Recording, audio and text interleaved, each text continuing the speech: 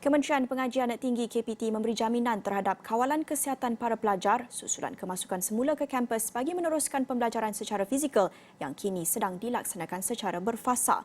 Menterinya Datuk Seri Dr. Noraini Ahmad berkata, sebagai langkah pengawalan, KPT menetapkan institusi pengajian tinggi IPT menyediakan pusat pengasingan bagi menguruskan kes-kes bergejala atau jangkitan. Malah, KPT juga telah membekalkan kit ujian kendiri kepada IPT untuk diagihkan kepada para pelajar. Noraini yang ditemui Esrawani ketika program lawatan dan sembang santai bersama pelajar di Universiti Malaysia Perlis UNIMAP pada Sabtu turut berkata, IPT perlu membuat perancangan teliti dengan mengenal pasti pelajar dan memastikan warga IPT melalui proses saringan kesihatan yang ketat. Tapi kemasukan mereka ke dalam universiti ini dibuat secara berperingkat dan keutamaan diberikan kepada pelajar-pelajar yang telah lengkap vaksinasi terlebih dahulu. Maknanya bila dia dah lengkap, dia dah ambil 2 dos dan dia melepasi tahap matang vaksinasi tersebut.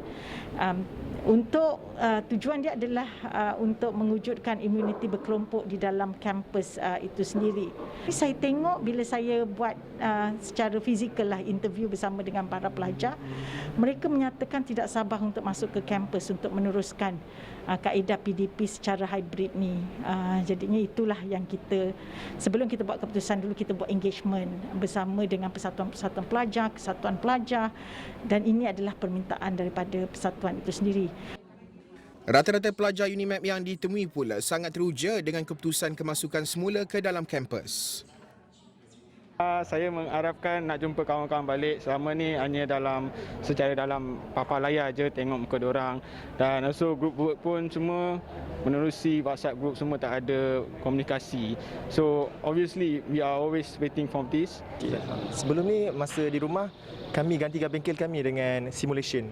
So kami dapat belajar, tapi lain suasana dia bila kita belajar di rumah guna simulation dan belajar di sini. Kita dapat belajar dengan kawan-kawan dan kita dapat terapkan kat sini industri punya hands-on. It's very excited sebab yalah kita boleh belajar face to face, so macam tak perlulah nak perlu keluar dari rumah, nak online turun pergi kelas online, kena buat exam, buat quiz pun dalam kereta je. So happy juga dapat turun sini untuk face to face, baru berjumpa dengan kawan secara face to lah. So belajar dengan kawan tu lagi efektif lah sebenarnya. Yes, belajar dengan kawan quite efektif lagi lah.